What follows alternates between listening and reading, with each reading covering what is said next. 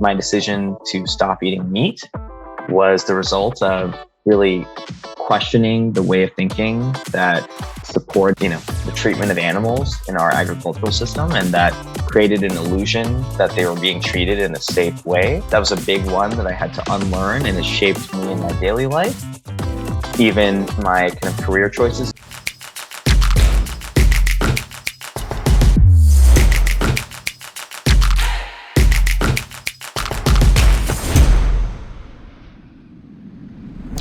On this episode of the Creator Community, we'll meet Rohit Gupta, a former venture capitalist turned vegan and defender of Mother Earth. We'll hear how Rohit found himself often frustrated and anxious over his career and not being able to understand why.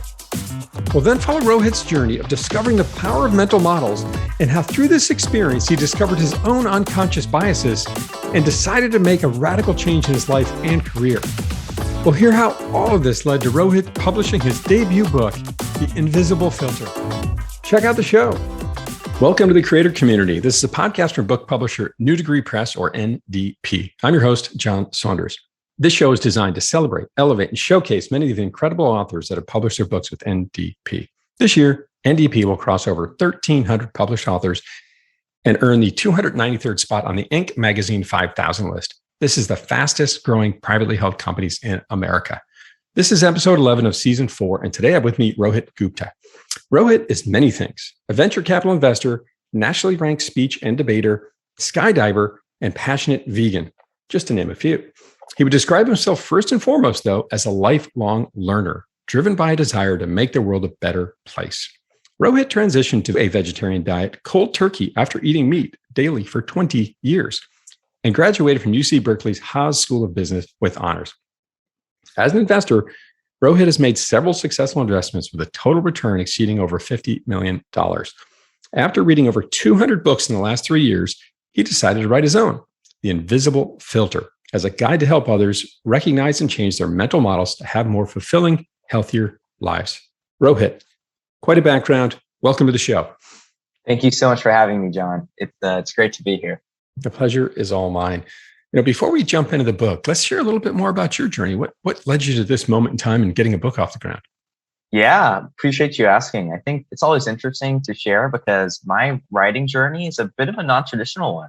I think, as you yourself mentioned, I've been an avid reader for most of my life. And yeah, I think I've probably read at least over 200 books in the last 3 years. So suffice to say, I love to read, and the insights I've gained from reading have really made my life immeasurably better. So I've always wanted to give back and help improve others' lives with my own message, but I was just searching for the right topic.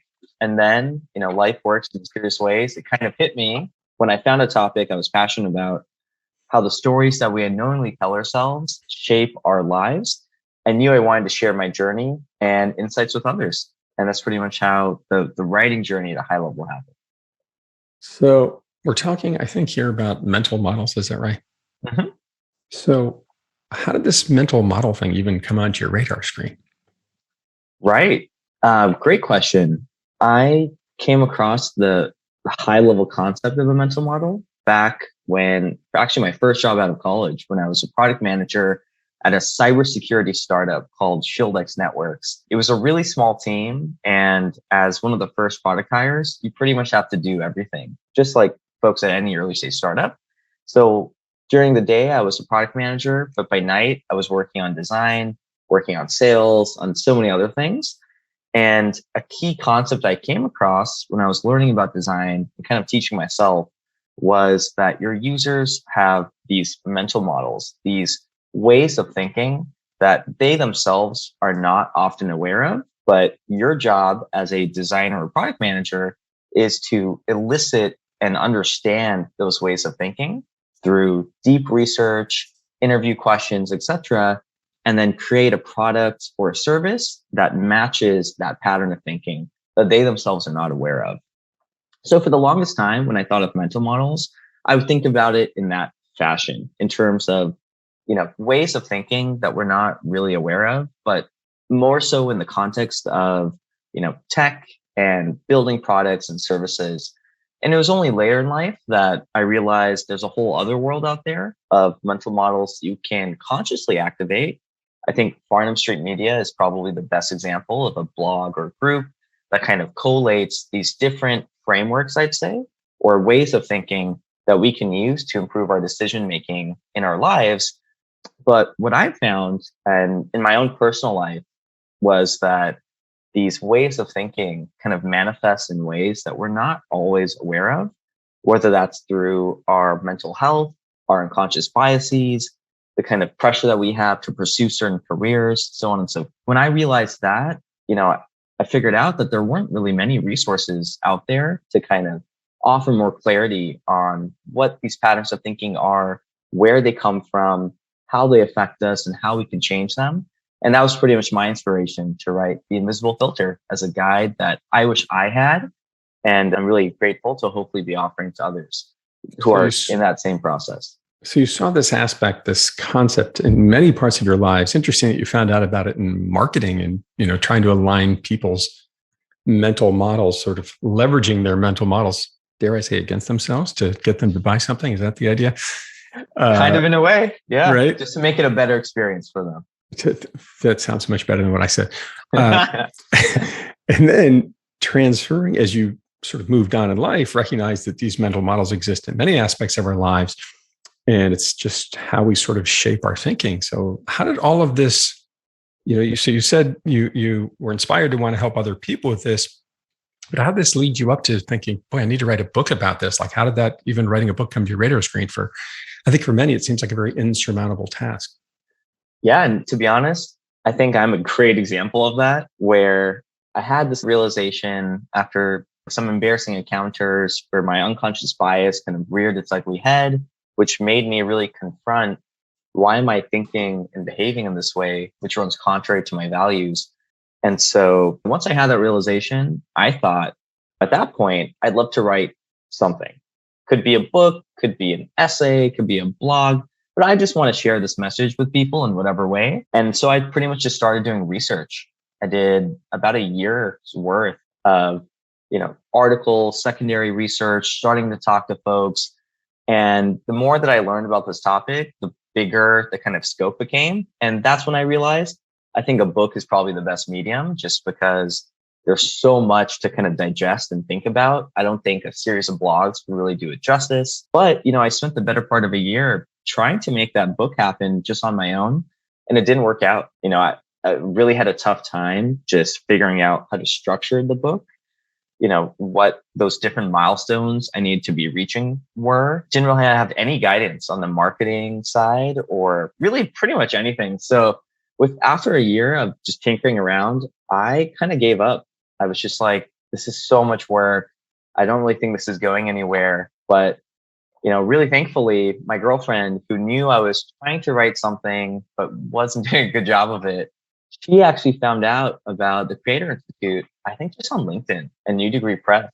And I think the message was something like, if you're interested in writing a book, you should check out this program. So she thought, hey, Rohit, I think this would be great for you. Why don't you check this out? So I did. I reached out, filled out, I think, the form that Eric had posted. And, after I jumped on a call with him, it seemed like this platform was an amazing way to get the book I was struggling to write really off the ground. And I think what compelled me to join NDP specifically was opportunity to build a community of fellow authors, because writing is kind of a lonely endeavor. And it's really helpful to have folks that are going through that process with you. The kind of structural support that comes in the form of different kinds of editors, tutorials, and guides to navigate that kind of complicated book writing process. And then all the program success cases, which really seems to me like this is a great way to kind of hybrid self-publish and get this project off the ground.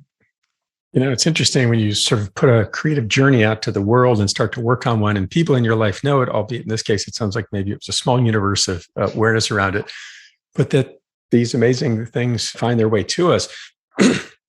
And I think many times people feel, when I wrote my book, I had a number of notes sent to me as I was sharing about it on social media and LinkedIn and this kind of thing.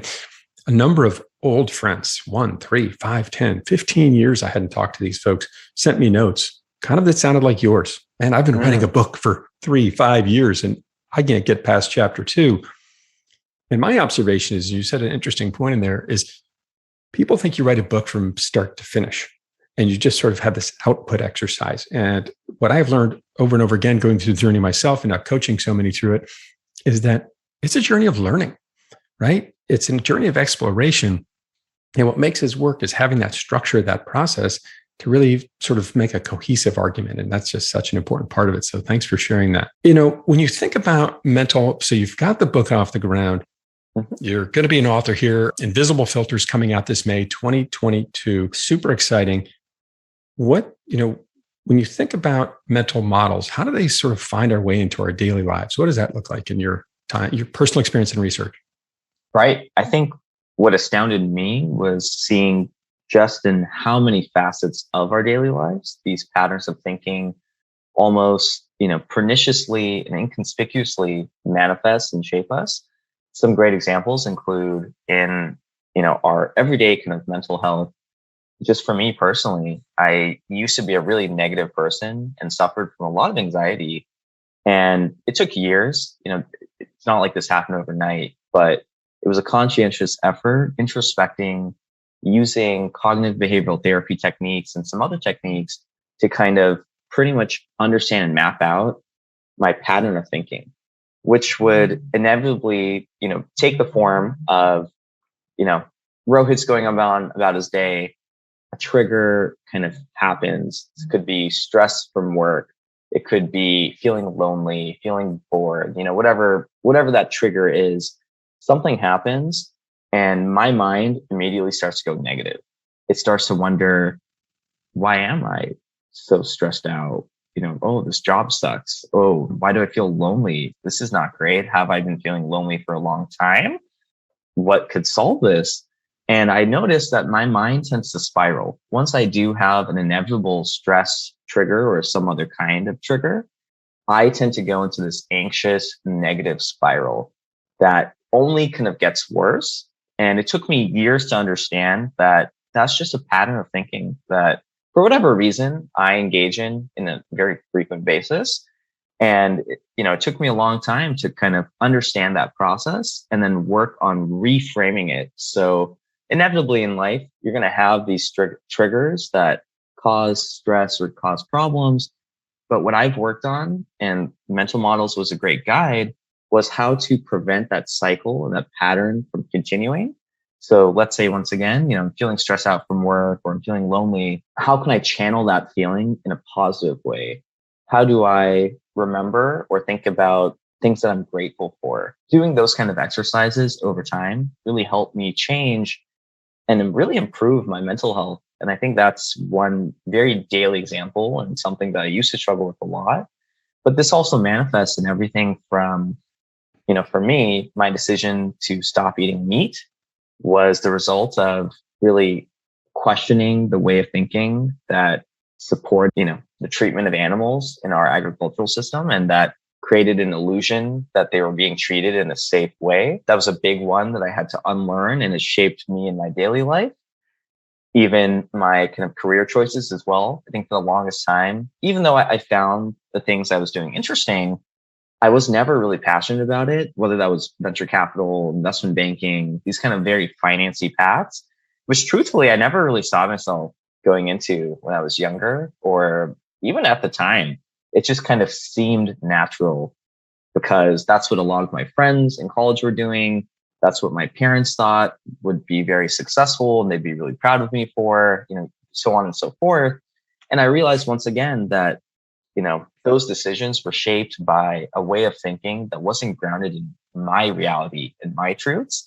It was grounded in exposures, assumptions, and beliefs that kind of morphed into truths over time. But, it took me some time to realize that that's not really what I'm passionate about. Being able to create, whether that's a book or hopefully in the future, a company that's doing things that are more, mission driven, that makes me so much happier and so much more fulfilled. But, it took a long time to understand why I was pursuing these career paths that I never really felt passionate about. And I think that's another great example of how, these ways of thinking kind of pervade our choices and shape our decisions in many ways. So what I'm hearing is that mental models oftentimes can be driven by external influences, our upbringing, maybe the media, our friends, sort of colleagues, the world we live in.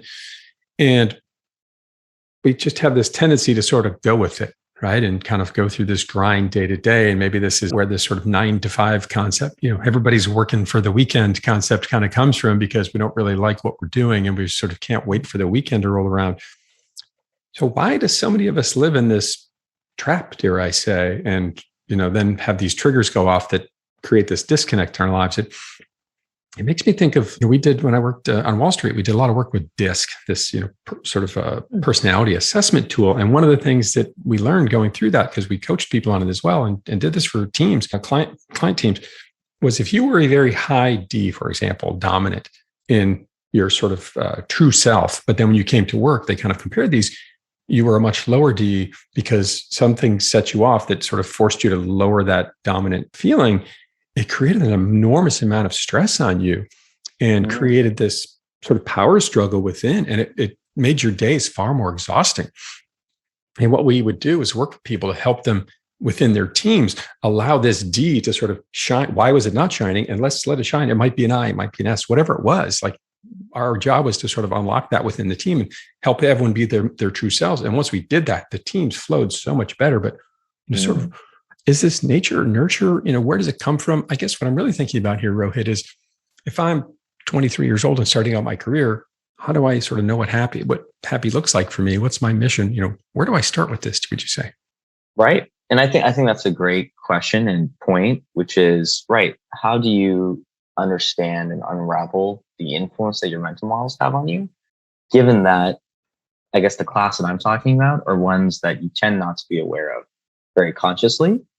And, just to be fair, I don't think there's a one size fits all answer for, what makes someone happy. I think that's very subjective and it differs from person to person. But I think the exercise we should all be engaging in is, shedding a light on our patterns of thinking that are influencing, how we think about what makes us happy, which is also different from person to person, right? So I think, you said it very well, which is these external forces, which are sometimes unique and sometimes shared to people, the sociocultural norms that we are surrounded by, other ways of thinking and mental models of the people that we are close to, our family and our friends, news exposure, etc., that all creates this, pattern of thinking, of seeing the world and thinking about things that really changes our perspective. And so I think the exercise for someone who's 23 and trying to figure out, what to do with their life is, why do you think the way that you think? I think going through that exercise and really introspecting on that will, it won't reveal what you love to do, but it will reveal, the lens with which that you're thinking about things. And I think for 95% of the people that go through that exercise, as the example you mentioned as well shows, I think that our decisions and ways of thinking don't actually match up with our values and our real kind of goals, is at least my personal thesis. And I think by going through that exercise, it gives you the space and the freedom to organically discover what it is you do actually enjoy and are passionate about. And I think my life is a great example of that, where once again, I was on a pretty traditional tech and finance path.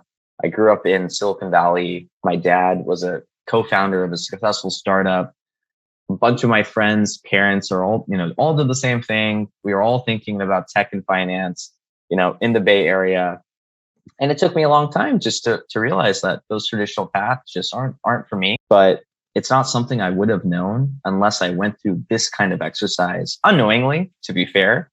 I have a lot more hindsight, I think, now looking back, but that's pretty much, that was my journey of going from job to job and feeling unfulfilled, unhappy, and wondering, why, like, what's missing and why am I continuing to make choices that don't make me happy? And inevitably, at least in the career world and sphere, I figured out is because these patterns of thinking were pushing me towards careers that I didn't actually feel fulfilled by. And so I quit my venture capital job back in November, so a few months ago now. And it really gave me the space and time to kind of figure out and go through that discovery and journey. And obviously, that's not something I recommend everyone doing. It, definitely comes from a place of privilege to do that, but gave me the time to figure out that climate change is a sector that I'm the most excited about. Whether that's something I do with a tech lens or not, that's kind of where I want to dedicate my life and my career. And I wouldn't have been able to do that without going through the journey of figuring out these mental models and then organically trying to figure out what I enjoy, which is, I think, the same exercise that we could all benefit from, whether that's in the career side of things, mental health side of things, from an unconscious bias kind of standpoint, from unlearning bad habits and breaking coping mechanisms. There's so many ways that these mental models, I think, shape our lives, and we can really improve them for the better by unlearning or questioning them. What's a story from, I know you interviewed a number of people for your book, right? What's one of your favorites you'd like to share with our audience about a mental model where you saw somebody able to make a change from maybe a more severe circumstance? Definitely. I'd love to quickly share the story of Jesse Gould. He's an Army Ranger turned psychedelic therapy advocate. And so Jesse's story is a bit of an interesting one. He enlisted in the Army many years ago to protect our nation, and he served about 2 tours of duty in Afghanistan. But sadly, he returned with a debilitating cocktail of grief, depression, and anxiety. So despite landing a high-flying job at JP Morgan, he would struggle to focus, and he felt like he was falling apart every day. And unfortunately for Jesse, he tried a number of different interventions, your classic, antidepressant, anti-anxiety medications. He did try meditation and some other pretty common techniques, but nothing was really working for him until he heard from a friend about ayahuasca, which is a sacred plant administered by shamans in South America, from a friend. Yeah, and he decided to just try it out. He had nothing to lose. So he went to South America, went through this 2 to 3 day experience taking the psychedelic substance called ayahuasca. And after that, it was really a profound spiritual experience where he was confronted with this kind of, embodiment of Mother Earth, and was able to view his own life from this kind of third party perspective. So really separating his kind of self and his ego from kind of his life, and was able to see, his depression and anxiety from that perspective, and able to really reframe the way that he was thinking about things. And since then, he's been doing a lot better on the mental health side. And these experiences were so profound. He actually started a nonprofit called the Heroic Heart Project, which is aiming to connect other veterans like him with these vetted psychedelic substances to help improve their mental health. And the core insight here is that psychedelics, like meditation, like cognitive behavioral therapy, and other techniques I talked about in the book, those are just one of many ways that we can change these patterns of thinking, or at least view them from a external point of view, and really understand why they're there and how to kind of change them. And I thought that was a really incredible story. Really interesting story, and what a great resolution for somebody who sounds like was struggling immensely. But I bet on the surface, people thought everything was fine, has a big job at a big bank, and right, everything's going well. Right. The key thread I'm hearing here is this ability to look at yourself through this objective lens. Why is that so hard for so many of us to do, would you think? Yeah, I think that's a great point. And for whatever reason, I just think we human beings tend to have blinders on when it comes to our work, ourselves, pretty much anything that's related to us, and it's tough to explain why. It could be just our mental models that get in the way, and we're subject to patterns of thinking that we are not consciously aware of. And I think that's a reasonably good explanation. But in general, I just like to think that, it's very difficult to do this kind of introspection, this genuine, third party introspection, because typically, our feelings get in the way. And, just an example of someone else that I learned about through the book was a researcher named Tasha Eurich, who spent about a year trying to understand why were some people better at self-awareness than others. She called these folks self-awareness unicorns. So she and her team kind of did a ton of research and interviews on these people who initially, wouldn't rate themselves high in self-awareness, but over time, ended up being that way. And what she found was really interesting. The key insight here was those self-awareness unicorns asked themselves what, hundreds of times, but why very little. And I don't know if this is a full explanation to what you asked for, but I think it's part of it, which is when you tend to ask yourself why questions, why am I feeling lonely? Why am I upset at work right now? It tends to elicit some unhelpful answers like, oh, because my boss sucks, or, because no one's ever going to love me and I'm going to be lonely forever. I think you tend to get in a very defensive position when you self-reflect in that way and ask yourself why. And it doesn't lead to many helpful answers. But when you ask yourself what are the conditions that caused me to feel lonely? What were the triggers that led me to feel this way? And what can I do about it? I think those kinds of questions really, lead to more helpful answers. And I think that is just a small microcosm that demonstrates our inability to kind of introspect and understand objectively, these patterns at play, because we tend to focus on, or not focus, but we tend to get defensive or get kind of emotional when it comes to ourselves and things about us. You mentioned an interesting point in there, several, but one that caught my ears particularly was this concept of ego, right? I mean, go through anybody's social media page, right? And they probably look pretty amazing, or they're having an amazing time, right? Like people don't put images out of what they look like when they woke up in the morning and this kind of thing. It's always a sort of perfect setting, although there's some trends changing there, but right, we want to have this, I think, image of ourselves out there. And I think one of the things I've run into in my career is many times people take their thoughts, their ideas, their innovations, and attach their self-worth to it, or maybe their income. And then suddenly, if that gets challenged in any way, it's not attacking this idea and how can we, make a better product or serve our customers better or what have you. It's more, well, I'm right and you're wrong because you're attacking my ego. So, and I'm smarter than you, or this kind of thing.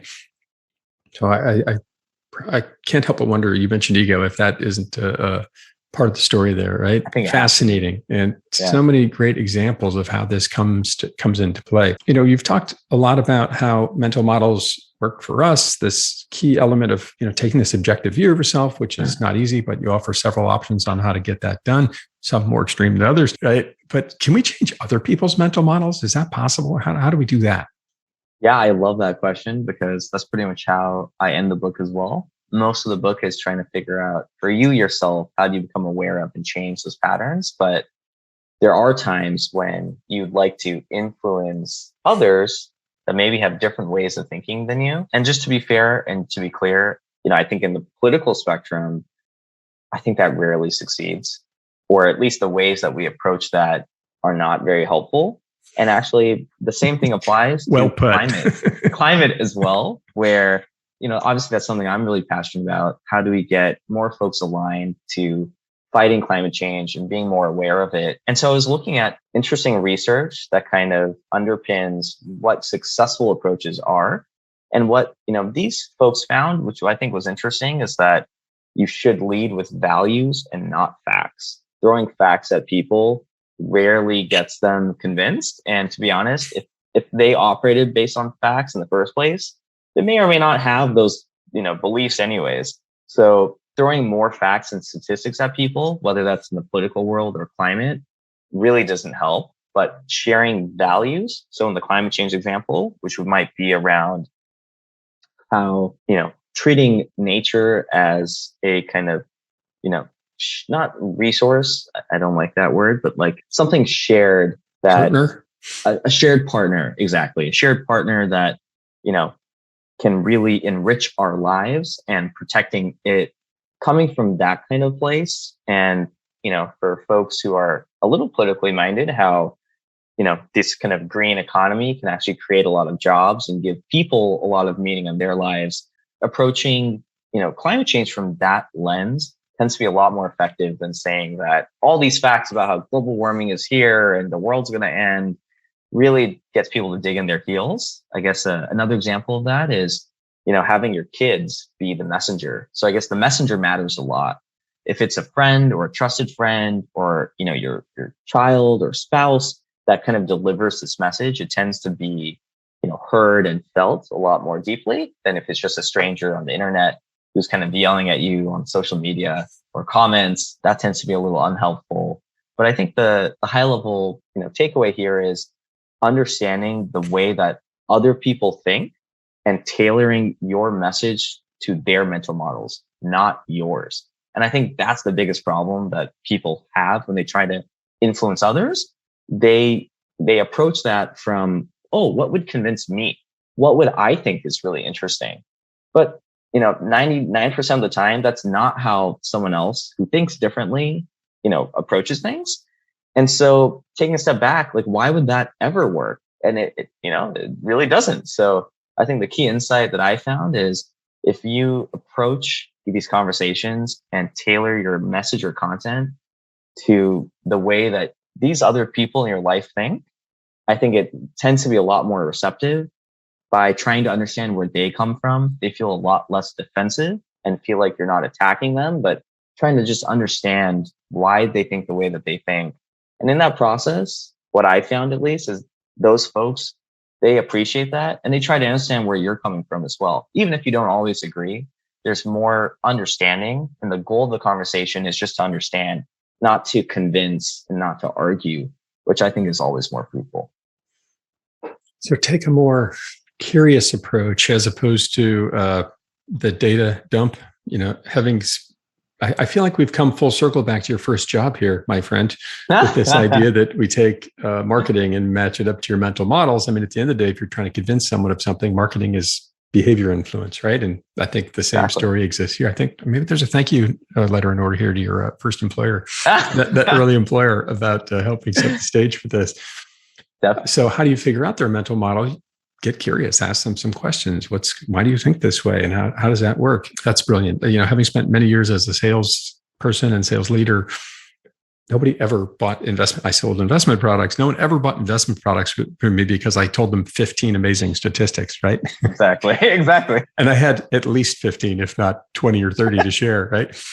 And no, they connected with a story, with a philosophy, with a passion, with a value that my firm was trying to deliver to the world. And that's what they really connected with, or oftentimes a metaphor of how do these numbers really, what do they mean to me in my world? And connecting with them on that level, I found so much more powerful. So much here about mental models you've learned growing. What have you learned about yourself along the way here, buddy? How has the book changed you in this journey? Yeah, I think I've learned a ton. I think I'd say the first thing is I've had this mental model and way of thinking for much of my life, which told me that I'm not a creative person, that, I'm good at math, I'm good at, crunching numbers. So let me stick to that. And I think this whole process just showed me that, no, I think that's wrong. I think not just for me, but for so many other people, it's just about finding the right medium that you feel comfortable expressing yourself in. And I think for me, that's been writing in many different forms, but especially in this way, which is, taking a more, I'd say, research-driven approach to self-help, which is something that I find really interesting and that I'm really passionate about. I think this book also kind of taught me that, about myself, that, if I really am passionate about something, I'll make it happen. And so for much of this book writing process, I was working at a pretty fast-paced, full-time job in venture capital, and my nights and weekends were pretty much all just working on the book. I didn't think I saw my friends for 3 or 4 months at a time, but, they understood, thankfully, and it was all worth it. But I think just showed to me that, if you really want to make something happen, can't make excuses about it. And you just have to find or make the time to create and kind of put out the message that you want. So I just think those are two of many things that I learned. But, another thing I think also is that, once again, writing can be a relatively lonely journey. And so having a community of folks that are on that journey with you is just so enriching. And just the support that you can get from that, I think is incredible. So whatever creative endeavor you decide to pursue, having a community of folks that are doing that with you and going through that same journey, I think is always really special. Yeah, the cohort approach is a pretty powerful one. And I love that You learned about yourself and how to think more deeply about these things. You have this creative spirit hiding inside of you. And the fact that you have read all of these, literally hundreds of books in the last couple of years, and now have turned it into your own is pretty incredible. Sounds like a number of positives in there. Any new surprises that have popped up in your life where people said, hey, Rohit's writing this amazing book. I need to get involved somehow. Any unexpected positives there? I think, yeah, just overwhelming interest from friends, family. As I start to create more content, social media type work, just figuring out that these messages really resonate with a lot of other people, whether that's on the mental health side or the career side or, unconscious bias sides. But just finding that so many people resonate with these kind of topics, I think has been the most encouraging. And I think that's just been really, really positive and helpful. That's fantastic. And makes me think of this praise quote that's on the back of your book here. I'd like to share with everybody from Will Lynn, Managing Director of Forge Point Capital, that he shared about your book. The importance of self-awareness is at an all-time high and necessary in an increasingly knowledge-based economy. The important step of self-awareness is simply being aware that we all have mental models and biases. These are patterns of thinking that we created with our life experiences or that society taught us is the norm. The Invisible Filter, your book, is an excellent resource into how to make these models useful for you. How did that feel to get that quote from Mr. Lynn? That was incredible. Yeah, that really, I think, is a great way to summarize, the kind of thesis of the book and what it can do for all of us. So that was awesome. Thank you for sharing. My pleasure. And what's the key message here for the book here, Rohit? What would you like what do you hope readers take away? Yeah, I just think that the key takeaway of this book is that, I found so many people live these somewhat inauthentic and troubled lives that don't really bring them joy or happiness. And my research has taught me that individuals largely live with these ingrained patterns of thinking that leave them stuck with no way to break out. And the main takeaway of this book is that, in fact, we actually all have agency and we can change our thought patterns to live more authentic, fulfilling lives. And it's never too late to be able to change those patterns, no matter how old or how stuck you feel. We all have mental models. We all have the ability to change them, and it's never too late. Take a step back, find a way to do it. There are many ways your book offers to get that done. Find a way to get that objective view so you can separate yourself from these decisions, right, is what I'm hearing, and take that clear, zoomed out view of what's going on. And that allows us to make better decisions and understand where we're really coming from and what we're truly passionate about. What a fantastic message, Rohit. What is next for you? Yeah, so next for me, I think, as you mentioned, the book is coming out in May, and that will pretty much be available in most platforms where books are available. So definitely look out for that. If you want to stay tuned for the journey and just learn more, feel free to follow me at my website, rohitgupta.biz. Happy to share more with, the podcast notes as well. And I can share some social handles, but that's pretty much what's coming next in terms of the book. And then outside of that, I'm kind of at the early stages of starting a company in the sustainability and kind of climate space. So stay tuned for that as well. Sounds like a lot of amazing days ahead for you, and that you've really gotten a great handle at a pretty young age of what is valuable to you, and you've made significant change. And it sounds to me like you're living a better and happier life. And I'm really, really excited for you and what's next and what's coming down the pipeline for you, Rohit. Rohit's book, The Invisible Filter, will be available wherever you buy books online late spring 2022. You can find out about more about him at his website, as he said, at Rohit, ROHIT, Gupta, GUPTA.biz, BIZ. Rohit, great to see you. Thank you so much for being on the show here today of the Creator Community. Thank you so much again for having me, John. It was a real pleasure, and I can't wait to keep the conversation going. The pleasure is all mine. Don't forget to subscribe to the Creator Community channel wherever you get your podcasts, YouTube, Apple, Spotify. Please write us a review. I'm your host of the Creator Community, John Saunders. Keep moving forward.